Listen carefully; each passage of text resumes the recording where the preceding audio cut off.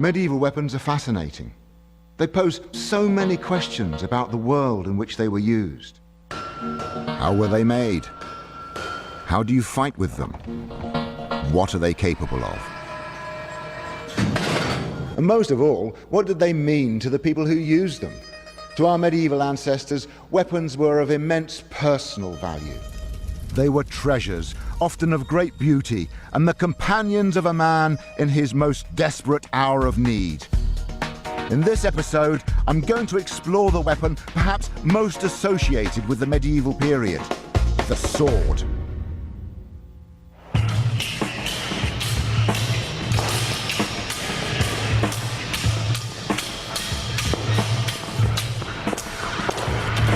From the gentlemanly art of dueling to the swash and swagger of the silver screen, the sword is at the heart of our romantic imaginations. It's the weapon with which the hero wins out against insuperable odds.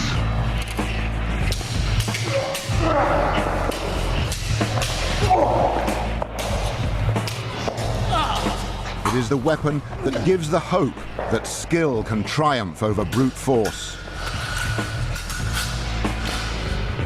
But on the battlefield, the sword is a vicious and visceral weapon, capable of a savage and chilling brutality. And there is one late medieval battle in which it played a remarkably central role. Here, over 500 years ago, on Easter Sunday, 1471, 24,000 soldiers fought desperately for over 3 hours in a brutal struggle.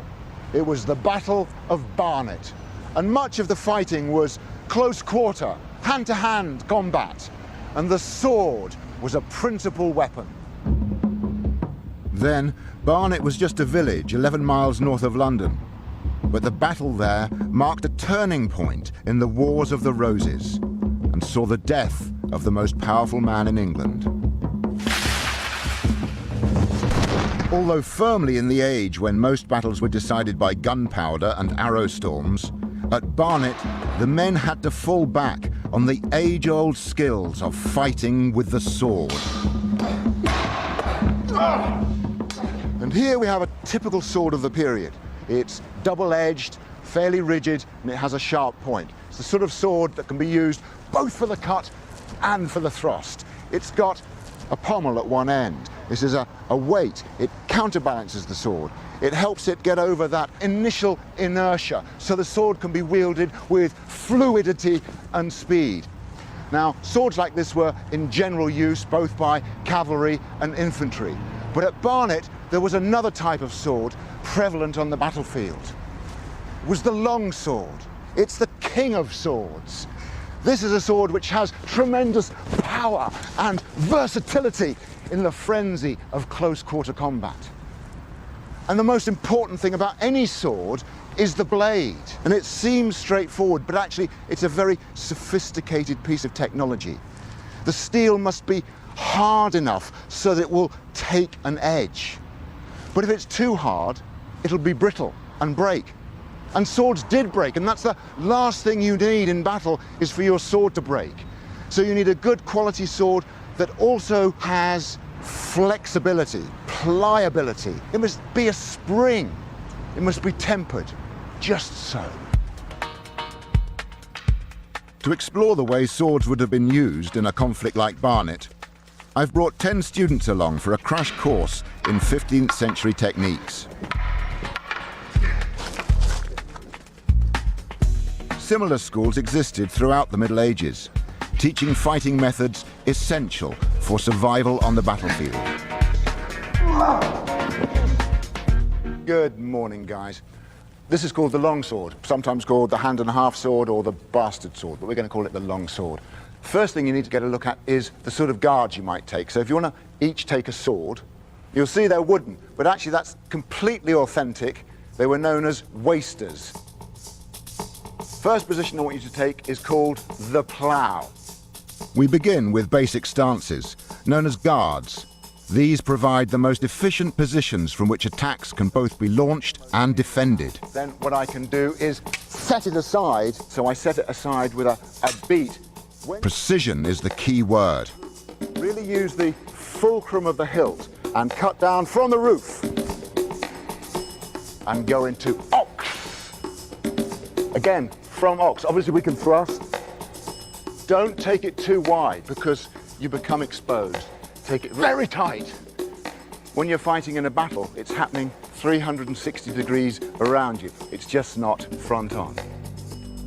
The guards are then combined into a drill. From the roof. This programs the muscle memory into automatically making the transition from one position to the next. All moves must become instinctive. There was no time to stop and think at the Battle of Barnet.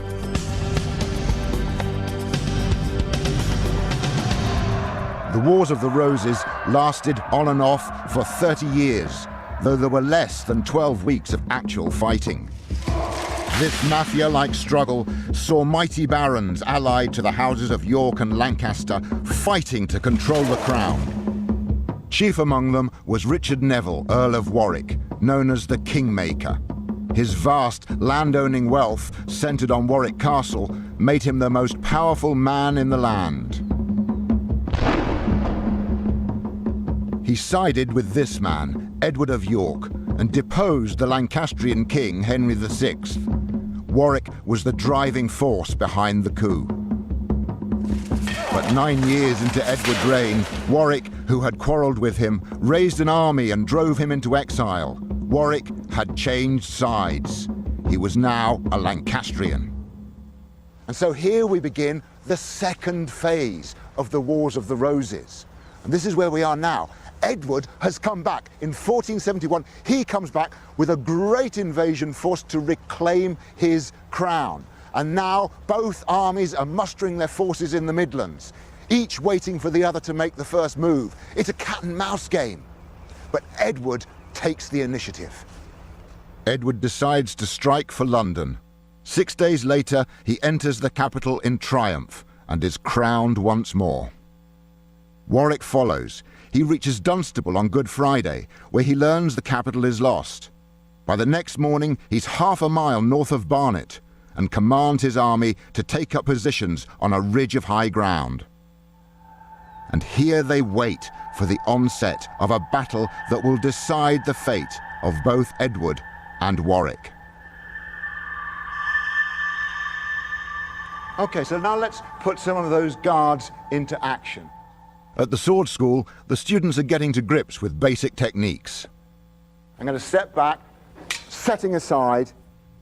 By the end of today, they must be good enough to take part in a simulated battle scene, in which they will need lightning reactions and heightened spatial awareness as the mayhem swirls around them. Now, his hands, and come back with the pommel.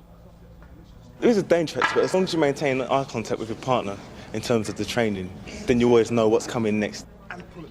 Sometimes you get a few knocks and bruises, but this is part of the, the process. You make sure you don't get hit again. If you know what I mean, you make sure you keep eye contact.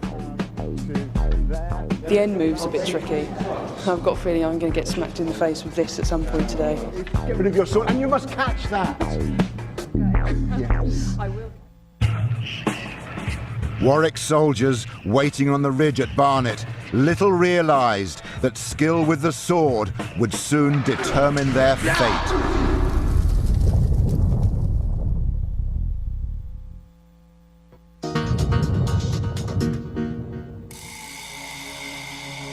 It's Easter Saturday, 1471.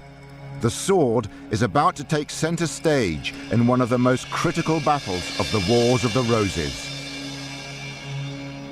The Earl of Warwick has stationed his Lancastrian forces on high ground half a mile north of Barnet. They now wait for the enemy to arrive. At 4 o'clock, the Yorkist Edward IV begins the march north from London. He makes good progress and reaches Barnet by dusk. Despite the gathering darkness, Edward decides not to allow his troops to stay in the village, probably so they don't succumb to the temptations of the taverns. Instead, he orders them to approach very quietly towards Warwick's forces, who are stationed somewhere just over there on the high ground, and get themselves into position in front of his lines. Now, this night maneuver doesn't go exactly according to plan, because it's now so dark that Edward's men can't see clearly. And they come much, much closer than they realise to Warwick's army, bang in front of his formidable artillery.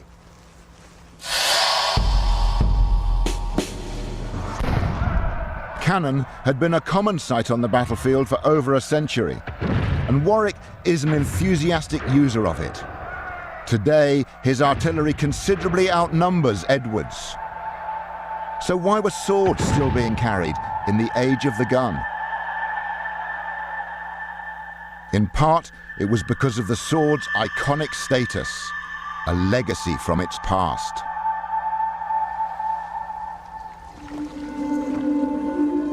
In Anglo-Saxon Britain, the sword was the most celebrated weapon on the battlefield, renowned not just for its brutal efficiency, but for magical properties it was thought to possess. Perhaps the most famous enchanted sword is Excalibur, which has since become a potent symbol of power, status, and authority. Much of the sword's elevated status stemmed from the intricate manner in which early swords were made.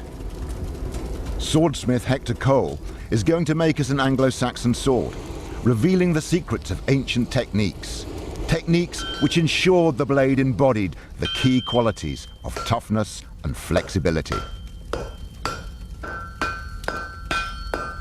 If we take the toughness, then if you've ever handled a piece of modern tool steel, like a file, then you'll know how hard and tough that is as a material that can really take a sharp edge, like a razor blade. Problem with it is, it's quite a brittle material. If we take a piece of iron, then that's iron, the raw material iron, then it's a soft material. If I hit somebody hard with it, it will bend. Trouble is, it will stay in that bend. So that is clearly not a very useful shape for a weapon. Saxon swordsmiths employed an ingenious solution. The properties of both iron and steel were forged together in the same blade.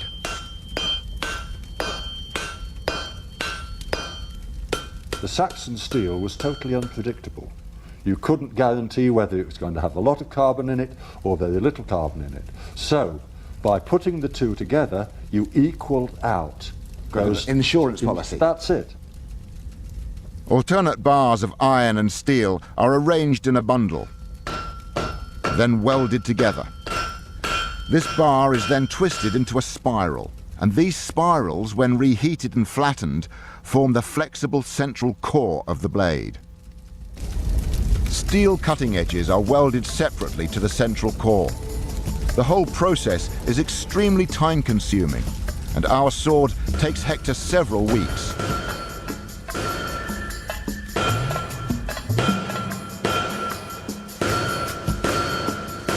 The final stage is to etch the blade with acid. This brings out the elaborate pattern created by the spirals of iron and steel. Yeah, it's coming to life. Almost as if you're breathing life into the sword. It's like you can now see the veins and arteries. That's right. The living thing. How about that? Look at that for a pattern. It's glorious. It's these patterns that give the process its name, pattern welding. Pattern welded swords were weapons of high prestige, affordable only to the military elite. They became prized heirlooms, handed down through generations of warriors, each hoping to immortalize his name through military prowess. In the epic poem Beowulf, the hero is lent a pattern-welded sword before facing the ferocious sea monster, Grendel's mother. Hrunting was the name of that hefted sword. It was one famous among ancient treasures. The blade was of iron, poisoned twig patterned. Battle blood hardened, never did it fail any man at war who grasped it in his hands. For centuries, pattern welding was the only way to make strong and reliable swords. But by the turn of the first millennium, all that had changed. Dramatic improvements to the way iron was produced meant that blades could now be forged from a single piece. They could now be manufactured in greater numbers.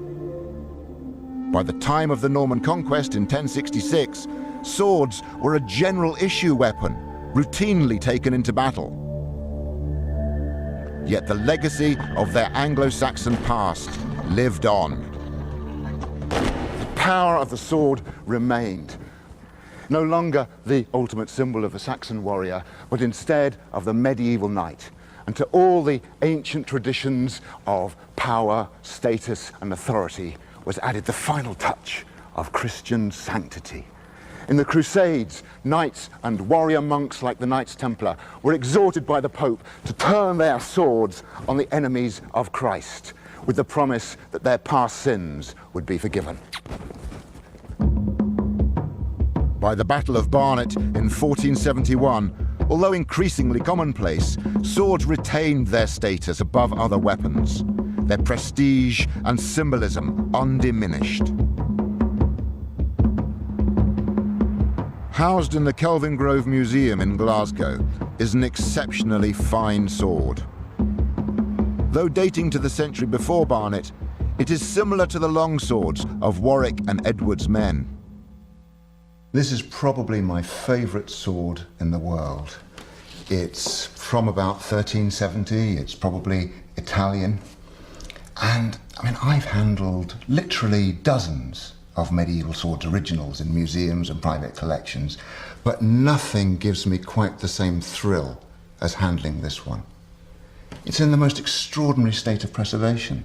It has its original wooden grip, that's very rare.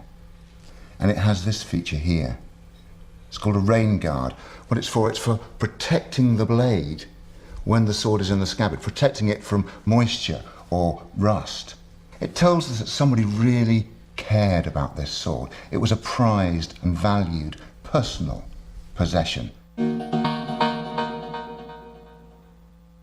It's dawn on Easter Sunday, 1471. For the first time, armies commanded by Warwick and Edward are about to fight. It's make or break in the Wars of the Roses. Yet at this stage, it doesn't look like it's the sword that's going to decide the battle. Warwick has got a considerable train of artillery, which he's deployed on the high ground just a little way behind me here. And in the darkness, Edward has brought his troops forward to about here. Much closer than either side realizes. In fact, they're so close, it's said that Edward's Yorkist men could hear the voices of Warwick's soldiers in the darkness. And so Edward told his men to stay quiet. Now, Warwick was eager to capitalize on this superiority of artillery, so he commences a great night's bombardment. All night long there is the deafening crack of cannon as they belch their sulphurous fury into the night sky. But because the armies are so close, much closer than Warwick could ever have expected or assumed, the cannon are overshooting.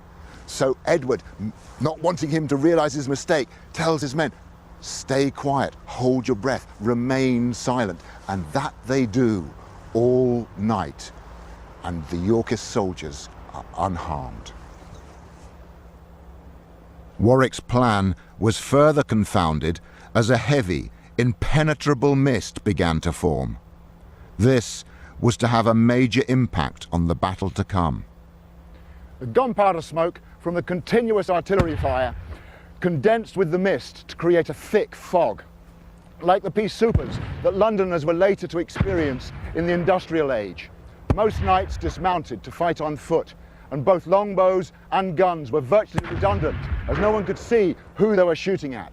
This was a slugging match, raw, hand-to-hand combat, and for every man on that field, skill with the sword was paramount. We still struggle to understand exactly what went on in a medieval battle, but we do have remarkable manuscript evidence of the fighting techniques used. The Kelvingrove Museum as the finest collection of medieval fight manuals in the world. They're a rich resource for curator Tobias Capwell. Obviously, you pick any random page, any random book, and you find yourself looking at... I love this one in particular because you can see here down the side where it's actually, you can see on the doublet and the hose, it's got A, B, C, D, E, F, G, H. Yeah. And that's telling you this is very systemized. This is an organized system, a codified way of learning. But that you had to come to the teacher to learn it, that the book is really only an aid to study, and that sword fighting is a very physical, very personal thing. Sadly, no English fight manuals survive from this time. But a German fight master, Hans Talhofer, was busy publishing his techniques at exactly the same period as the Battle of Barnet. It's originally in Swabian German. Teaching at the court of Count Eberhard the Bearded, his wonderful legacy survives. But it doesn't really tell you how to do it. No. Just gives that tantalizing clue. Despite the cryptic nature of the text, the superlative quality of Talhofer's illustrations allow his techniques to be interpreted with reasonable accuracy. The use of the foot here is very telling. But Talhofer doesn't restrict himself just to the longsword. And it's clear that closing in, wrestling and grappling, disarming an opponent and defeating him in any way possible are as much a part of his system as is attacking and defending with the blade.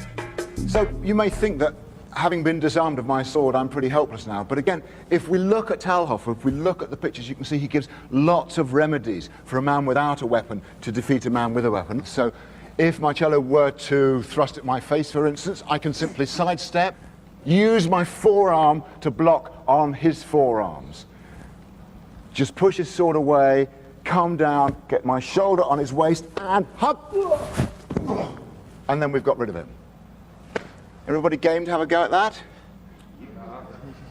He's cutting down at the left side of my neck. I step in with my right, blocking their forearms, pushing that sword over, coming down to get your left shoulder into the waist. Okay, then if you just want to support the weight, don't throw yet, just pick each other up. Okay, then. Right, so you're going to hurt your back, Mon. Excellent. You're coming down at my neck, I step in, there, and go. And preferably don't land on your sword.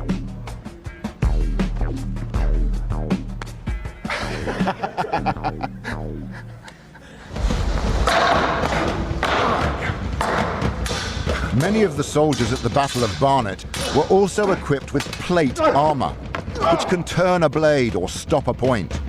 So how do you overcome an opponent with a sword when his armor is proof against it?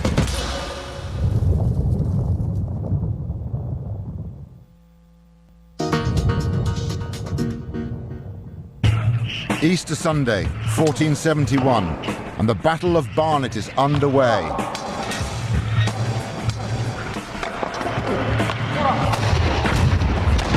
Gunsmoke from earlier artillery fire has mixed with the mist to create a thick fog. Cannons and bows are now almost redundant as the men can't see to take aim. The battle becomes a desperate hand-to-hand encounter, a strenuous, bruising struggle in which the sword takes center stage. The majority of men on the field are hardened professional soldiers, rugged and violent men. Until recently, they'd been in France, serving in the 100 Years' War. But the English had finally been defeated. Great armies of unemployed soldiers returned home. For generations, they had been recruited for the war by the feudal landowners. And now, bored with the humdrum life of peace, they again sought service in one of the private armies still maintained by the leading barons. The system was called livery and maintenance. A soldier would wear the badge and livery coat of his lord and maintain him in his quarrels in return for his protection in theirs. These were turbulent and dissatisfied times. Justice was virtually non-existent. And these were the men, the livery and maintenance men, who fought and died in their master's shifting causes, in the vendettas and campaigns of the Wars of the Roses. As well as foot soldiers, these private armies also included high-status knights and their war horses. The Battle of Barnet, most knights dismounted to fight on foot, although some did still fight on their horses. And of course, being able to use the sword on horseback is an essential skill for all knights. And again, Hans Talhofer gives us plenty of clues as to how it was done. I'm going to explore some of his techniques with an old sparring partner, John Thompson. One of the first things to consider is how do you actually close with another knight? If we go hell for leather for each other, ha! It's only one blow and you're past each other before you can deliver any sequence of blows. Of course, when you're on a horse, you've got plenty of ability to move, but you don't have the same ability to move as you do when you're on your feet. However, you still can avoid a blow. I'm going to come in and cut down at your head, John. I can avoid like that, and John, hopefully on a good day, will be able to avoid that. So you can avoid blows either by leaning back or leaning forward. There's an excellent illustration which is over here, where I take your sword. You can take my sword? I'll show you how to do that. Oh, really? And if Mike was to ride at me, the thrust, and I, very subtly, I'm just going to put my sword into this hand, holding the cross guard as he comes, and he won't know what I'm doing here. I move to the side, and I take his sword. Then I don't need that. Disarmed. However, I'm not helpless being disarmed, because we've got another wonderful illustration from Talhofer. I could get after him, come alongside, and I have got a disarm here. So again, I get my sword back. I can renew my attack onto John. And again, we fall into wrestling moves and classic Talhofer wrestling. At Barnet, Warwick is persuaded by his brother to dismount and fight on foot, to show his men that he is not for turning, that he will stand or die by their side, whatever the day may bring. Hours later, his bold undertaking is held to account. As the fighting continues, it becomes clear the opposing armies are misaligned. Warwick's right outflanks and outnumbers Edward's left, and the Yorkist division soon flee the battlefield, spreading the news that the day belongs to Warwick. On Edward's right flank, the roles are reversed. His men beat back Warwick's left, causing the whole position of the battle to swing round like a rugby scrum. Edward was in the thick of the fighting and reported to have acquitted himself with courage and skill. With great violence he beat and bore down before him all that stood in his way. And turning first one way and then another, he so beat and bore down that nothing might stand in the sight of him. He so beat and bore down. Now these words hold an important clue about the nature of the fighting at Barnet. Contemporary illustrations show soldiers in full plate armour. And even though not everyone would have the full kit, most were well equipped. And against such defences, what use is a sword? One 13th century manuscript depicts swords cutting through armour. The Majowski Bible was illustrated 200 years before the Battle of Barnet, and it shows steel helmets being cleft, causing horrific injury. Emrys, good morning. Hello, Mike. I've come to the workshop of medieval armourer Emrys to find out if there could be any truth in such depictions. You know, we read in the sagas of helms being cleaved and all that. Yes. And you will be familiar with this, Majowski Bible. Oh, I know it well. And we see the helms being cleaved by swords. Does this ring true to you? No, of course not. But we will try and drop it in there and see if we can do at least some damage. Well, you'll damage the sword. But you're happy to risk. No competition, really, is there? Let us see. I doubt that the sword will cut through the helm, but I'm keen to see to what extent it will bite into the steel, thus transferring the force of the blow to the man within.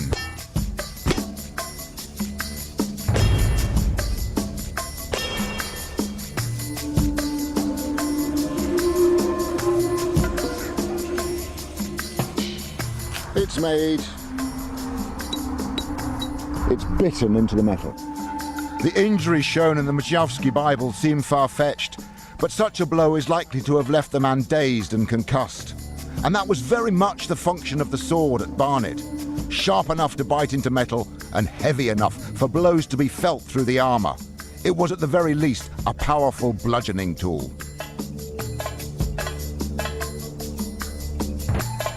From as early as 1250, sword makers had responded to changes in armour by creating a variety of designs. But is there such a thing as an optimum sword? To find out, I've come to the Royal Military College of Science at Shrivenham, a national centre for the assessment and testing of weapons. What I have here is a range of different swords that have been especially made for me in order to do some tests. They're very, very beautifully made. And very sharp. Now, this one is typical of the sort of sword used by the Saxons and the Vikings and the early Normans. In other words, the sword didn't really change in design much from the 7th to the mid-13th centuries. It's broad-bladed, it's about 30-31 inches in length, and it has this central fuller, this groove down the middle, which, rather like corrugated iron, gives it both rigidity and strength and lightness. Now, once we start to get this proliferation of sword design, this diversity in the mid-13th century, one of the first things was to go for bigger swords. And here we've got a classic war sword, a weapon of mighty power. Let's see how that performs. And in this other box, we have two other swords, one of which is a falchion. Look at that, isn't it beautiful? And the shape is very much the key. It's got a curved blade. So the idea is that as it cuts, it imparts a slicing motion to the wound. And this last is a 15th century sword. They're really looking to get the optimum sword, a sword that will both cut and thrust. So there's a lot of focus on the thrust, this very, very narrow, needle-sharp point, strengthened by this high ridge. No longer the groove, no longer the fuller, but now it's hollow ground here to give this ridge. So it's a very stiff sword for thrusting. A high-speed camera captures the extraordinary degree of bend that a sword incurs under stress, highlighting the importance of its flexibility. First, I use a thrusting action. A block of clay provides my blows with a consistent target.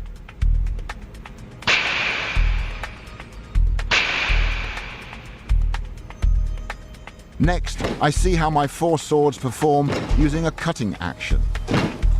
Again, the essential quality of flexibility in a blade is clear. Swords mustn't break in battle.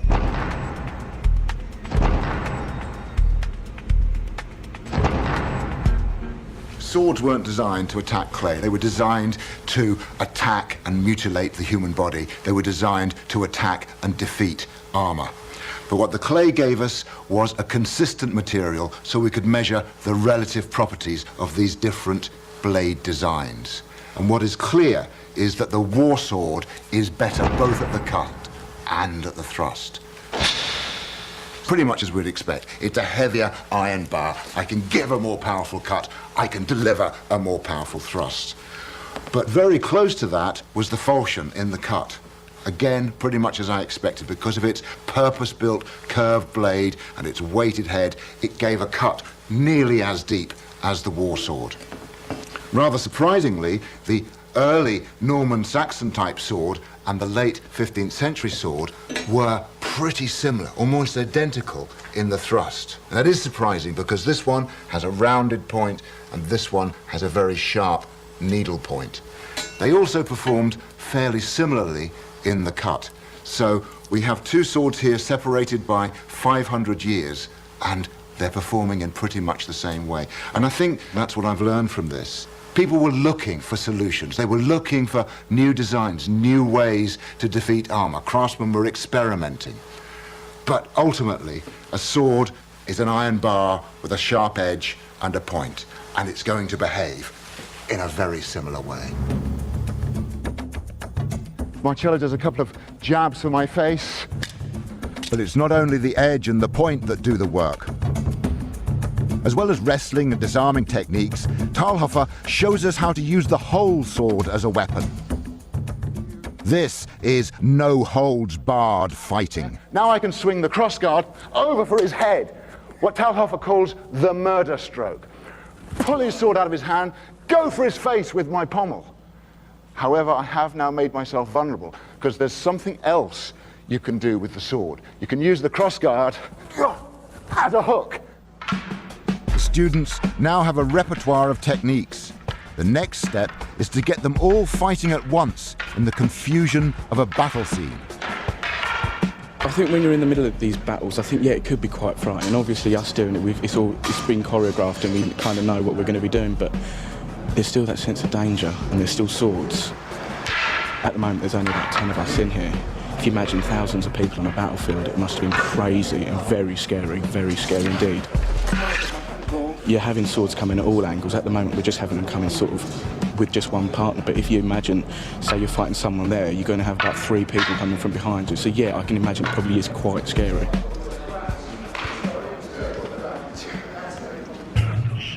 The fighting at Barnet was fierce, with men enduring an incessant torrent of crushing, clubbing and battering blows. Yet after 3 hours, the battle showed no signs of stopping. Until, that is, an incident of friendly fire involving these 2 flags broke the deadlock.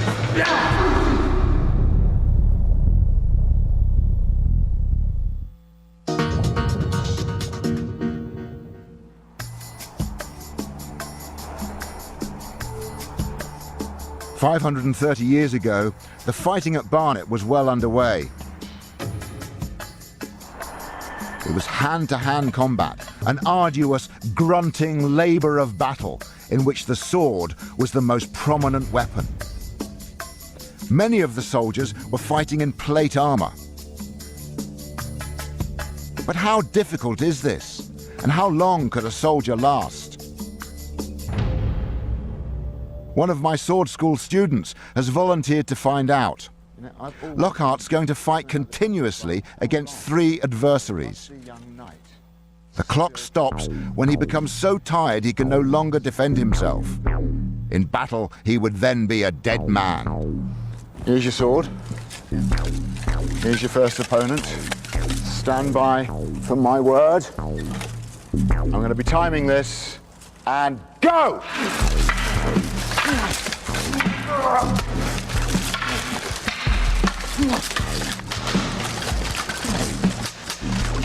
And up. Placing each blow requires a consistent level of effort.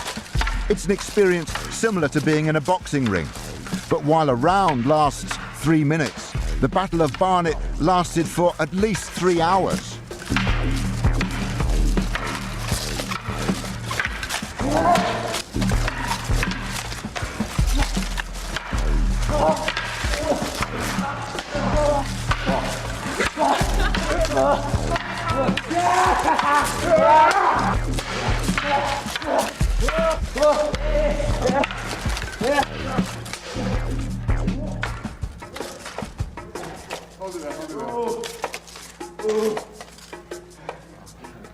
You're right, okay. You get some air. You get some air. Is that a bit warm in there? Yeah. Is it hurting? Yeah. You did 2 minutes 16. Are you disappointed with that, or quite? Yeah. I think the soldiers at Barnet must have used some sort of relay system, a buddy system, where they constantly took turn and turn about in the thick of the fighting. You're a fit young man. 3 hours, no. 20 minutes, no. 5 minutes, possibly, if you're super fit and you're used to wearing this stuff. Yeah. But you think if you were able to get a little bit of a breather in between, that would have made a big difference? I reckon, yeah, definitely. If you just start time to settle yourself and then go again, But with that, I found it was just constantly 1, 2, 3, 1, 2, 3, which was hard. Yeah. You did well. Let's get you some water. Cool. So we've looked at some of the basic principles of fighting with a longsword, Talhoffer's principles. But he is only showing us in single combat. Nothing can prepare you for the maelstrom of battle, for that chaos of fighting in the fog. But let's have a go. I want you all fighting at once. Some of you will finish a fight and others will come on to you. We're going to be really having to react very quickly to changing situations. Of course it won't be anything like the horrific real experience of war, but it will give you an idea of the dynamics of a medieval battlefield. Go to first positions, let battle commence. The thick fog at Barnet meant men could only fight with handheld weapons. And the sword, once the elite weapon of Saxon warriors, still held sway in the hands of soldiers of all ranks. Against plate armor, its heavy, percussive blows could cause fractured limbs, severe hemorrhaging, concussion, and the loss of orientation, resulting in men removed from the fighting in a dazed and confused state. But there was death at Barnet. As many as 5,000 men are thought to have died. And the sword could kill outright with a driving thrust into the face, as men lifted their visors to see and breathe in the chaos of battle. After 3 hours of fighting, Warwick believed the day was almost his, and was just waiting for the return of his ally, the Earl of Oxford, to seal his victory. Oxford's men were already in the town of Barnet, plundering and looting. But with a remarkable act of leadership, he rallied 800 of them and led them up the Great North Road back to the battlefield. But disaster struck. In the thick fog, Warwick's archers mistook Oxford's standard, a star, with the enemy flag, a sun. And in a tragic incident of friendly fire, Oxford's men began to fall under a hail of arrows. It was a mistake that turned the tide of battle. Having unintentionally killed men on their own side, Warwick's entire force was overtaken by confusion and hysteria. Thousands quit the battlefield, believing they'd been betrayed. Warwick realized that all was lost, and after seeing his brother Montague killed before him, he decided to flee the battlefield. It had been his brother's idea to send his horse behind the lines, to show those that followed him that he was not for turning, that he would fight till the end. But now, weighed by his armor, after hours of exhausting fighting, he struggled through the fog and carnage to make his escape. It is thought he might have reached his horse, but he was trapped in the woods, where he was captured. Warwick, the kingmaker, the most powerful man in England, was then killed and stripped naked. His corpse subsequently taken to London for ignominious display before the gawping crowds. Edward wins again at Tewkesbury a few weeks later, mopping up the last of the Lancastrian resistance. He reigns unchallenged until he dies 12 years later. The sword had gone on a long journey, from the elite weapon of Saxon heroes to the universal weapon of last resort, and an everlasting symbol of war. The power of the sword endured. In spite of the increased use of gunpowder in the following centuries, it remained at the heart of military identity, constantly reinventing itself for infantry and cavalry. It was the ubiquitous sidearm for all troops right until the end of the 19th century, and it remains today as the principal emblem of an officer's rank. No other weapon carries with it such ancestral authority and potent magic.